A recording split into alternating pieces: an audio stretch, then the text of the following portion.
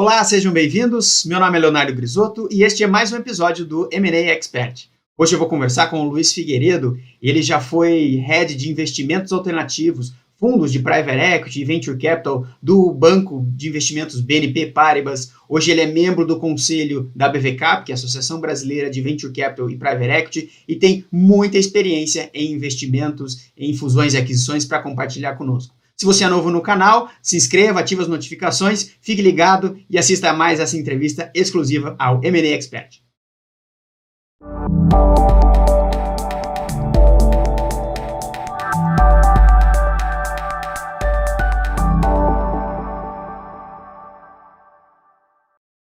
Muito bem, hoje eu vou conversar com o Luiz Figueiredo. Seja bem-vindo, Luiz.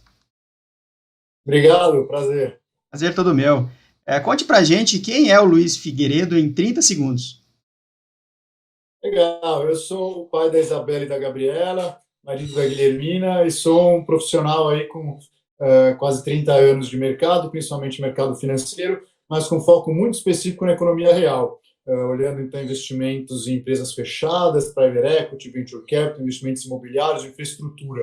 Então é um segmento do mercado financeiro muito apaixonante, onde você está realmente pondo a mão na massa e tendo ali o prazer de ver coisas dando certo, às vezes coisas dando errado, mas prazer de ver coisas sendo construídas, o que é sempre muito gratificante. Sou uma pessoa que dedico meu tempo vago para música, para tênis e para modelismo. É isso. Muito bom. Que tipo de transação, porte de negócio que você já realizou, que você tem uma expertise maior? Então, ao longo da minha carreira, eu atuei tanto em área de M&A de banco de investimento, então eram transações onde a gente atuava como assessor, e depois, com o chapéu do gestor de Private Equity Venture Capital, aí já uma atuação como investidor. Então, eu diria que eu me envolvi desde transações assim de centenas de milhões, meio bilhão, algo nessa linha, caminhando para bilhão, até transações de R$1 milhão. Então, acabei tendo essa oportunidade de me envolver com diferentes tipos de transações e também em setores muito diversos, o que é algo que acaba sendo, por um lado, desafiador, mas, de novo, por outro lado, super gratificante. Você consegue compartilhar com a gente um ou dois casos de sucesso na sua atuação como gestor de investimentos, né, pode ser Private Equity ou Venture Capital, um ou dois casos de sucesso para ilustrar? Legal.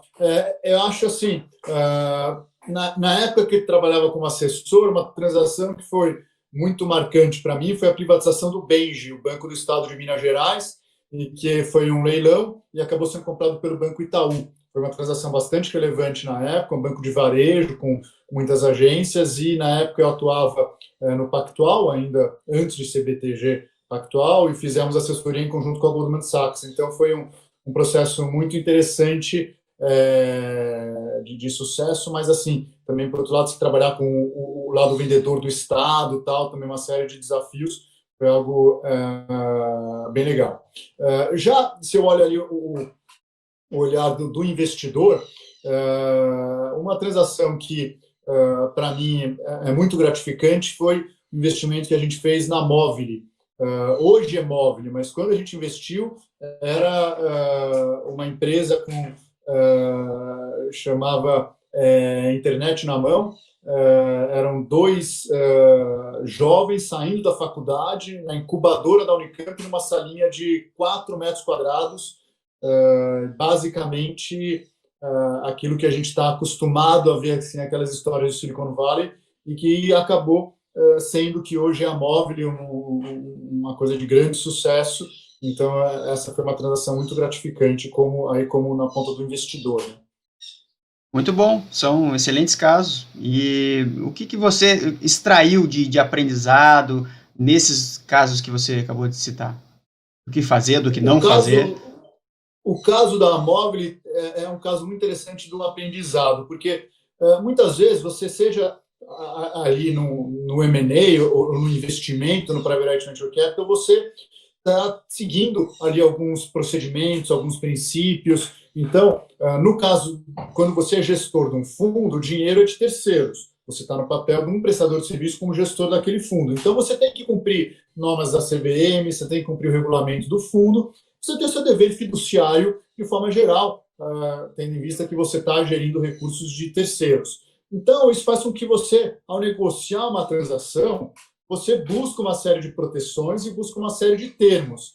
E no investimento da Móvel, como eu falei, eram dois jovens ali saindo da faculdade.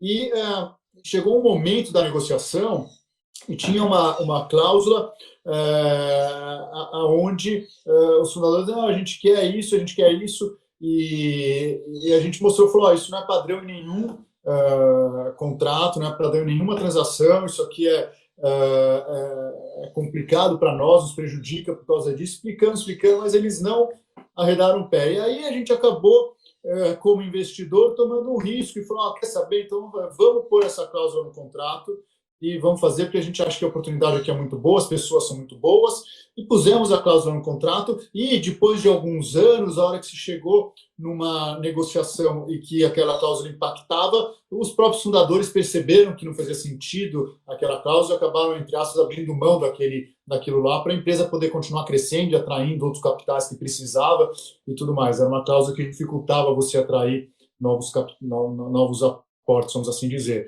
Então, esse foi um aprendizado, quer dizer, obviamente, sempre quando você está em duas partes da negociação, uma acaba tendo que ceder aqui, outra ceder ali e tudo mais, mas muitas vezes você tem que ceder em coisas que você não espera, mas tem que ter um pouco de visão e correr um nível de risco, né? Entendi, muito bom.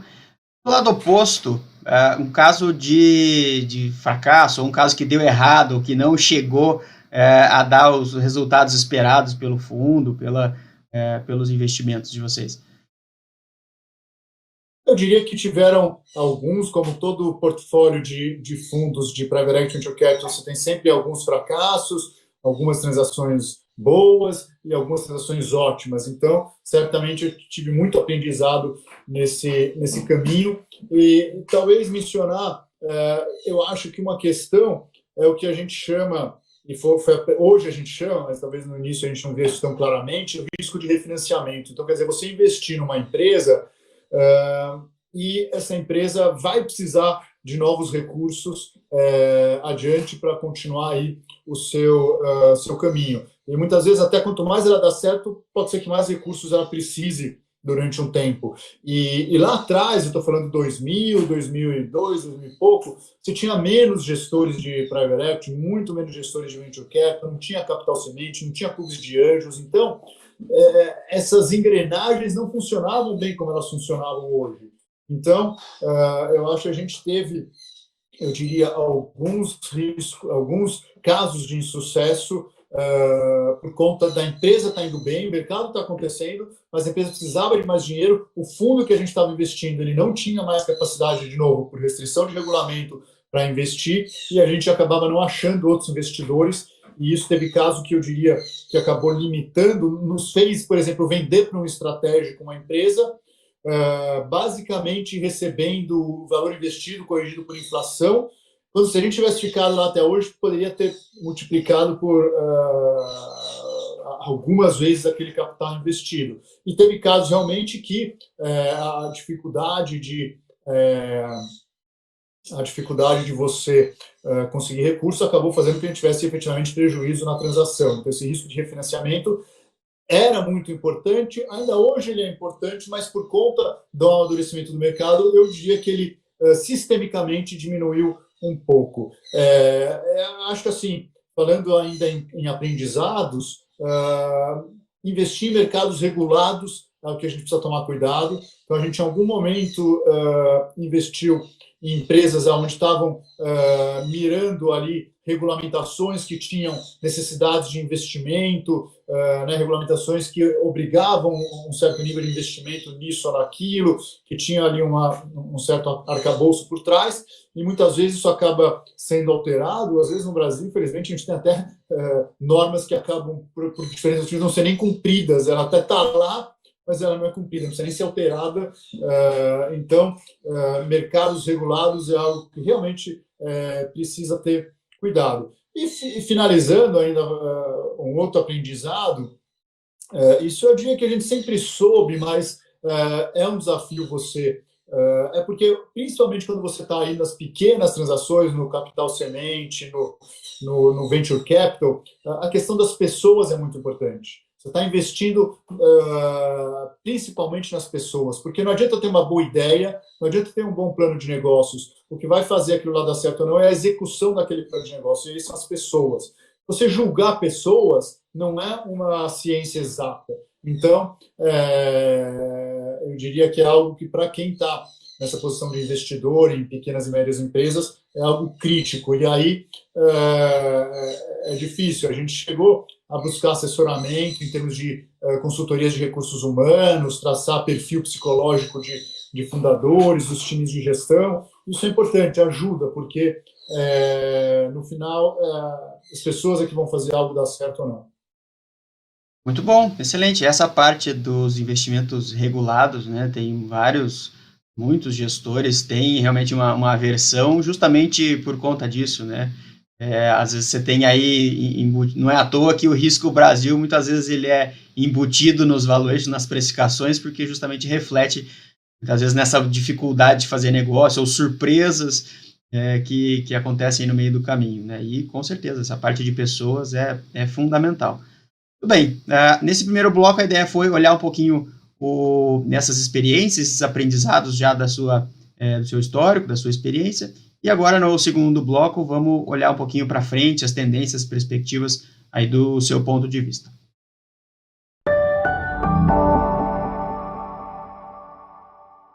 Vamos lá, a ideia no segundo bloco aqui é olhar para frente as perspectivas do ponto de vista do Luiz. Luiz, conta para a gente quais recomendações você daria para empresários nesse momento Brasil, nesse momento mundo que nós estamos vivendo. Eu diria que persistência. Então, negócios são seres vivos, né, que estão sempre em mudança. O ambiente está sempre em mudança também. Mas o importante é você ter persistência, acreditar naquilo que você está vendo, acreditar no teu sonho e persistir.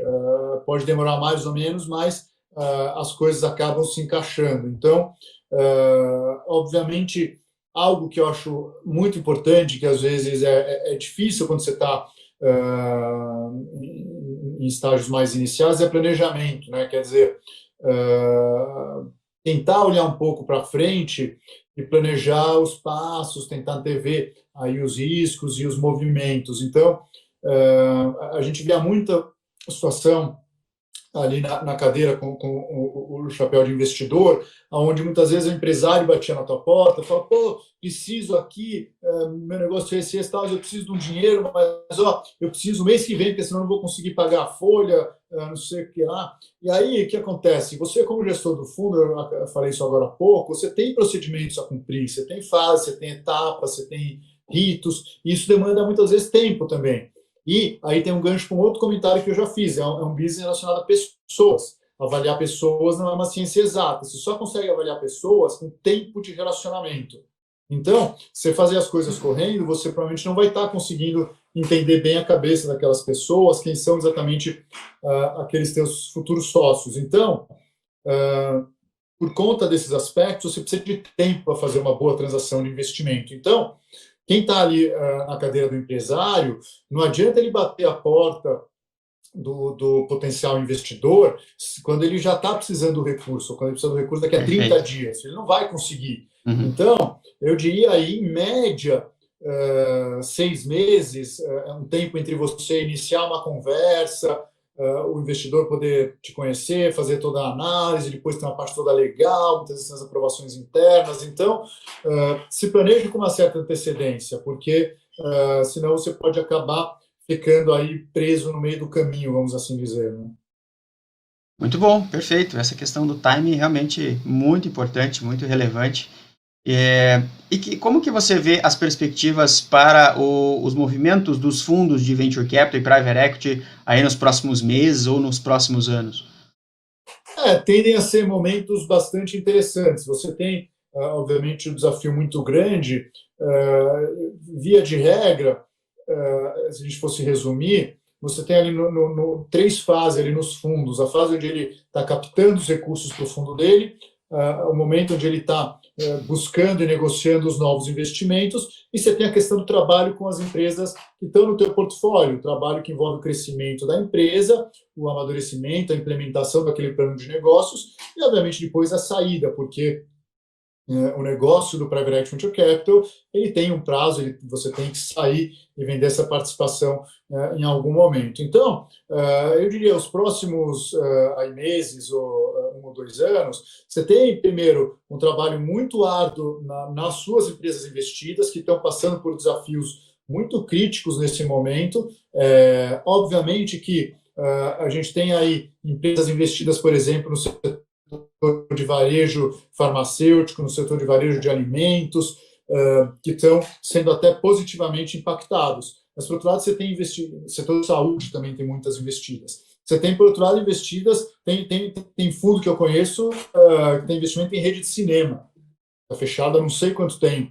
Você tem fundo que tem investimento em academia de ginástica, tem fundo que tem investimento em empresa de turismo, de diferentes segmentos, então, altamente impactados. É um momento de você trabalhar muito próximo da empresa investida, o que a gente mais ouve falar, o gabinete de crise, comitê de guerra. Então, é aquela situação, se antes você fazia uma reunião de conselho trimestral, uma reunião de conselho mensal, agora normalmente está fazendo calls, né? Não são mais reuniões, mas são calls mais semanais, e tem situação até 2 vezes por semana. Então, é um momento muito intenso ali junto às empresas investidas. Por outro lado, você, e principalmente os fundos que já tinham captado, que estavam com recursos disponíveis para investimento, você não para também essa atividade de olhar oportunidades. E tem nesse momento também o outro lado da moeda, quer dizer, as empresas, ao enfrentar essa pandemia, de forma geral,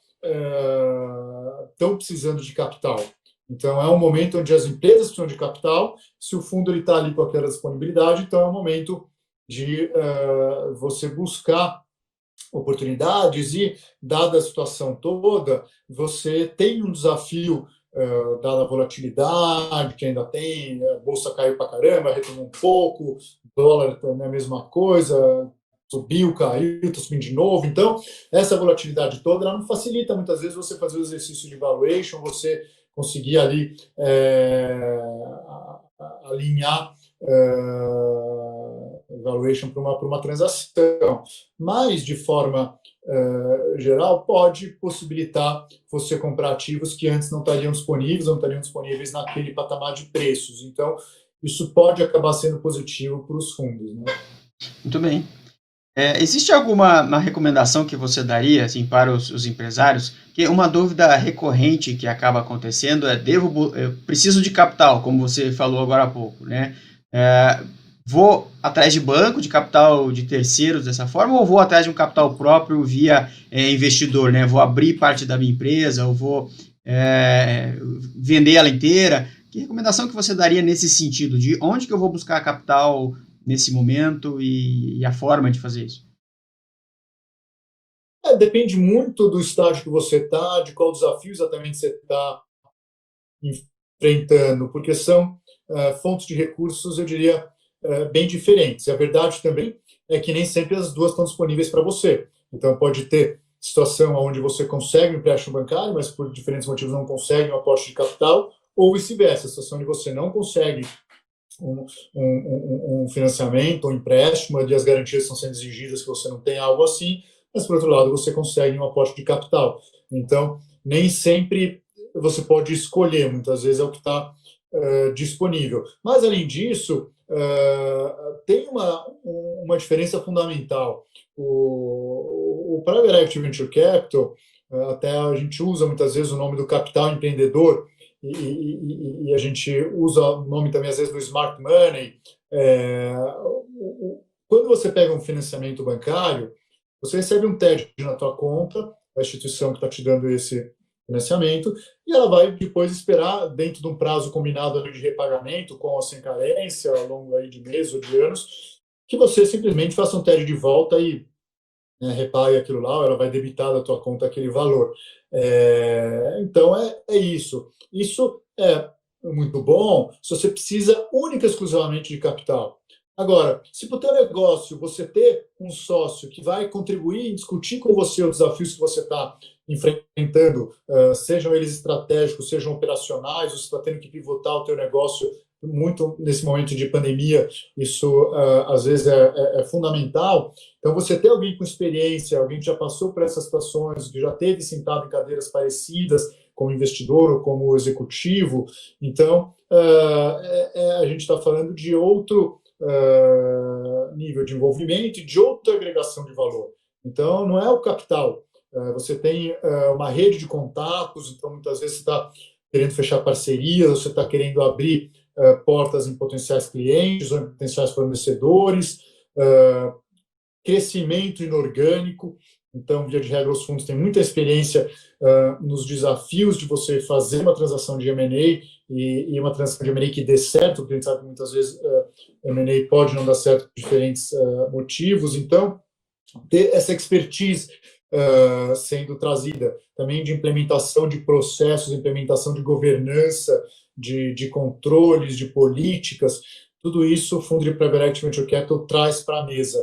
E muitas vezes isso é até muito mais importante que o dinheiro, porque às vezes você tem todas essas deficiências, você precisa complementar a sua equipe, então o fundo muitas vezes ele tem pessoas para te indicar, ele consegue aí abrir portas, atrair talentos, então muitas vezes você vai pegar o dinheiro e não é só do que você precisa, você vai gastar aquele dinheiro todo e não vai resolver o teu problema, você não resolveu um problema de gestão que você tinha, você não conseguiu fazer um movimento estratégico que era crítico para o sucesso do teu negócio por falta de visão, por falta de entrada ali né, em diferentes situações. Isso tudo o fundo de Private Equity Venture Capital acaba trazendo. Perfeito. São excelentes estratégias aí para se considerar nessa questão de captação de dinheiro ou via banco, o que considerar, né? E você falou agora há pouco de fundos que estão investidos em academias, em saúde, etc. Setores que você acha que vão se beneficiar daqui para frente com esse movimento, né? A gente está passando por várias crises simultâneas, né? Crise de saúde, econômica, política, tudo junto.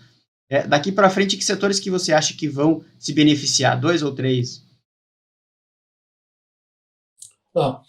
Primeiro assim, eu tendo a achar que muitas vezes as pessoas falam, como que vai ser o novo normal, que as coisas vão mudar completamente e tal. Talvez eu acho que a gente vai ter mais aceleração de tendências que já estavam de alguma forma dadas do que mudanças completas. Também se tinha uma tendência, se agora tem uma mudança a 180 graus, aquilo não vai acontecer mais, vai se reverter completamente. Mas eu acho que é muito uma questão de aceleração. Então, 2 exemplos, né? A questão toda de digitalização, de automação, trabalho à distância, isso claramente já vinha acontecendo. Diversas empresas já estavam, de alguma forma ou outra, começando a tatear isso. Isso, claramente, agora acelera enormemente. Ensino à distância. Outra coisa, já vinha acontecendo. Agora, certamente vai acelerar muito. Então, você tem aí, primeiro assim, na minha visão, para o futuro, uma aceleração aí dessas tendências acontecendo. Eu digo isso porque, assim, de forma geral, quando eu penso assim, em setores, eu também não acho que vai ter uma mudança. Então, quer dizer, esse setor antes da pandemia estava completamente esquecido e agora ele vai ser crítico. O setor antes da pandemia era um queridinho e agora ninguém mais quer ouvir falar dele. Eu não acho que essas coisas vão acontecer desta forma. Então, por exemplo, infraestrutura. Já era um setor que vinha recebendo atenção importante de fundos de Private Equity Venture Capital e vão continuar recebendo. Se tudo correr bem, semana que vem vai ter um passo importante aí na questão do saneamento, talvez é um dos segmentos de infraestrutura que a gente tem mais necessidade no Brasil, mas ainda estamos um pouco mais atrasados por conta da dificuldade do marco regulatório. Semana que vem, tudo correndo bem no Congresso, vai ter um novo marco sendo aprovado, então isso deve deslanchar os investimentos nesse segmento de água e saneamento, que é importante. Mas eu acho que, então, infraestrutura, a gente vai continuar vendo um setor que vai atrair muito recurso. Saúde já vinha atraindo muito recursos, mas obviamente talvez você, por conta da pandemia, você acaba expondo dificuldades ou expondo fraquezas, né, de forma muito crítica. Então, isso pode, como eu falei, se acelerar. E a mesma coisa em termos de educação. Já é um investimento que vinha recebendo muita atenção, muitos aportes. Você vai ter um desemprego crescendo, você vai ter recessão e a possibilidade aí, quer dizer, se você antes tinha que enfrentar a desigualdade, a educação acho que é um dos principais instrumentos para você enfrentar a desigualdade. Isso, de novo, é mais necessário do que nunca. Então, são alguns segmentos que eu continuo achando que vão ser muito demandados aí nos próximos anos. Entendi. E do lado oposto, há setores que vão perder força, que vão, ou às vezes até implodir, né? Essa palavra é forte, eu sei que, né, até você comentou, difícil desaparecer, mas o que você vê de setores que vão diminuir, perder força mesmo daqui para frente? Acho que é bem isso que eu falei mesmo. Eu não acho que necessariamente você tenha um setor que vá assim, implodir por conta da pandemia, mas quando a gente pega, por exemplo, companhia aérea, o número de companhias aéreas que já pediram alguma forma de recuperação judicial, proteção contra credores, ou né, cada país tem um nome aí para essas coisas, né? Acho que já são quase 20, em alguns casos muito relevantes. Então, claramente é um setor extremamente impactado e muito prejudicado. Agora, é um setor que não vai desaparecer, é um setor necessário. As viagens de negócio vão diminuir? Provavelmente vão diminuir. As viagens de turismo vão demorar um pouco para retomar? Vão. Então, é um setor que não só está muito impactado nesse momento, como eu acho que ele tem uma retomada também muito vagarosa. Assim como eu acho que talvez a questão de entretenimento também tenha um desafio muito grande, porque você vai ter uma retomada mais lenta. Eu tenho visto cada vez mais pessoas dizendo ou escrevendo sobre essas diferentes assim, expectativas de retomada, né? Vai ser em V, vai ser em L, vai ser em W. Então, o que está claro é que eu acho que vai ter um tempo aí de coisas sendo retomadas e fechadas de novo, e retomadas de novo. Isso é muito difícil para o negócio, isso é um desafio muito grande, né? Então, eu acho que tem setores que, como eu falei, vão sofrer. O setor de academia de ginástica, por exemplo, é um setor que eu acho que pode sofrer bastante. Acho que as pessoas estão, de alguma forma, tendo que se virar com isso dentro de casa. Então, isso tende a ter um impacto depois de ou retardar muito a retomada ou até fazer com que pessoas acabem adotando uma outra forma de buscar ali o seu condicionamento físico, né? Então, a questão de restaurante, cinema, teatro, shows, tudo isso, no meu ponto de vista, tem um desafio muito grande. Entendi. Muito bom, legal. Bom, chegamos ao fim desse segundo bloco. Vamos agora para o terceiro bloco e fazer um bate-bola ali.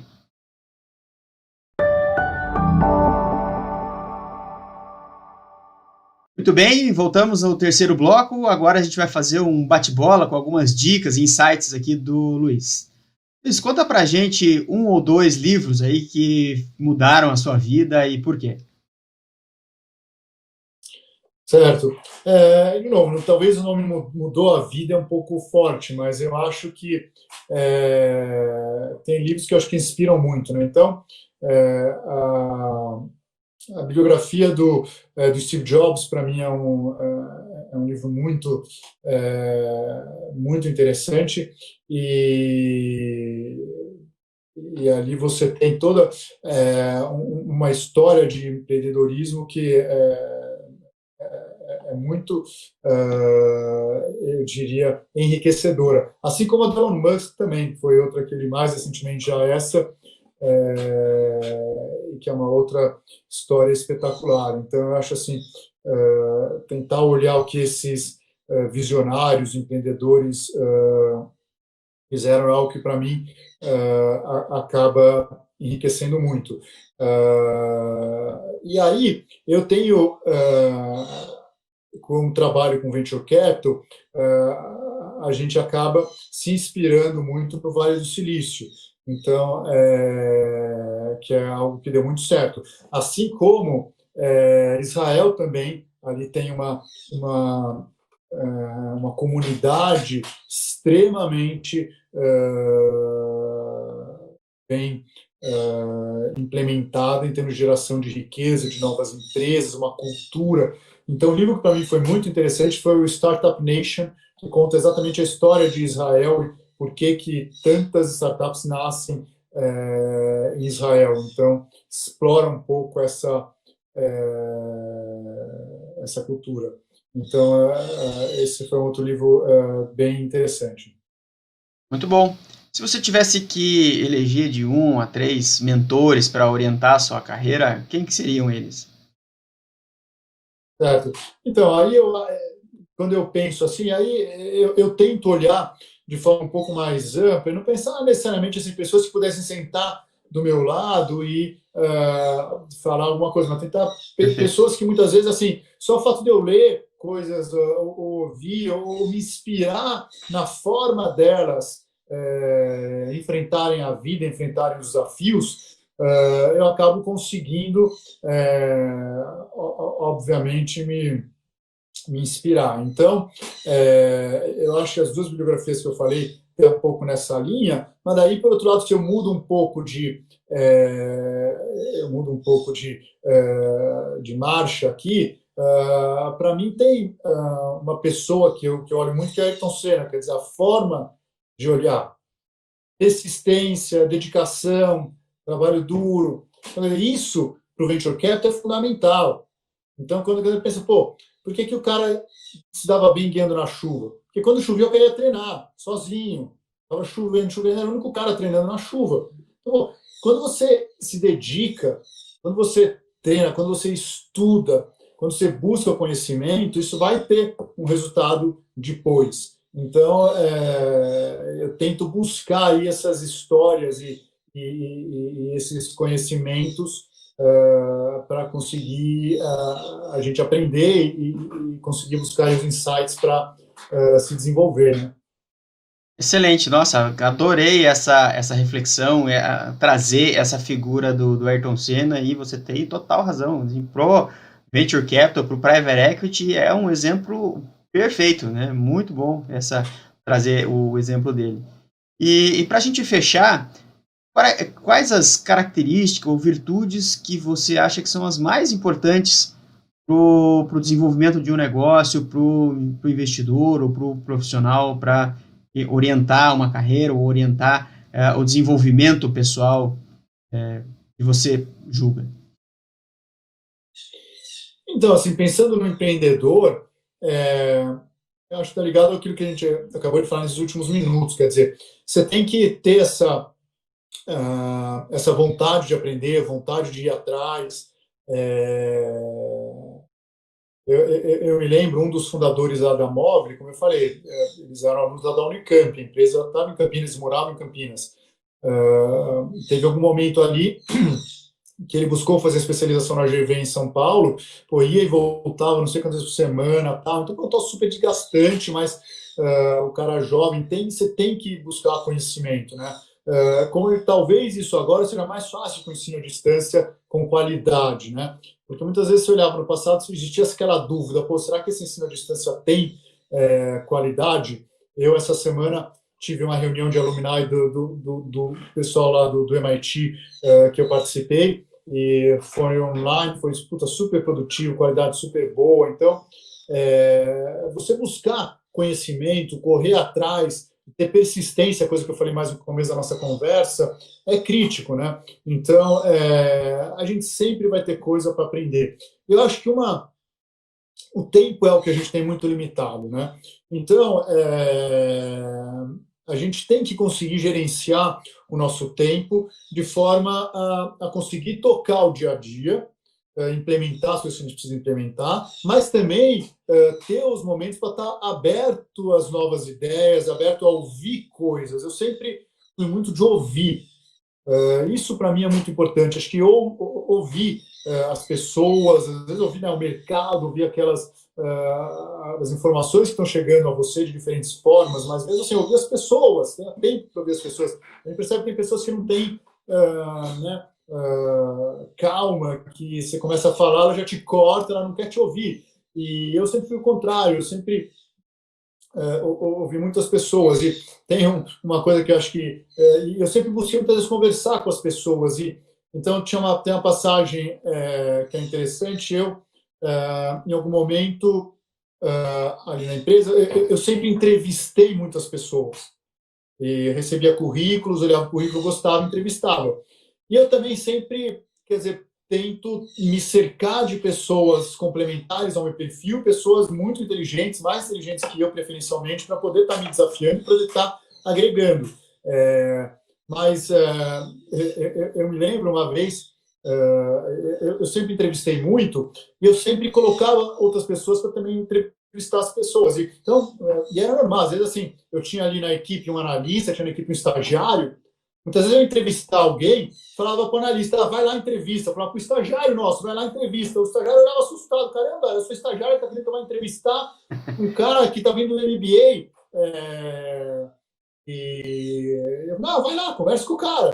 E uma coisa que eu tive que responder um monte de vezes, tinha um analista meu, você falava, tem um cara que vai entrevistar, mas é para que cargo?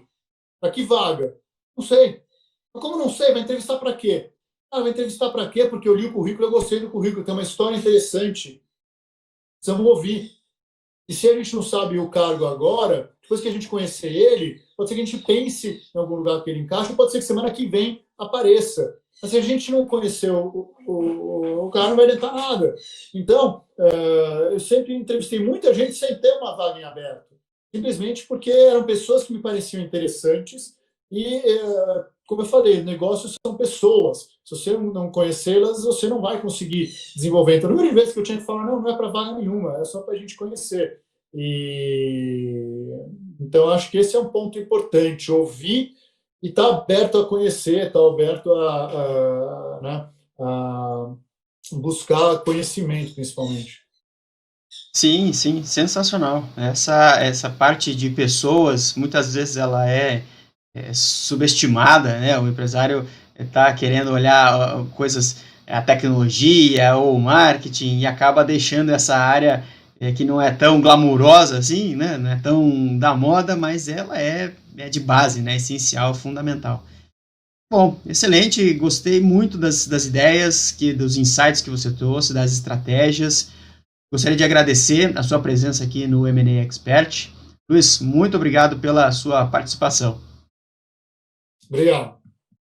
Foi muito bacana essa entrevista, não é mesmo? Espero que você tenha gostado. Se gostou, compartilhe e ative as notificações. Um forte abraço e até o próximo episódio na semana que vem. Valeu!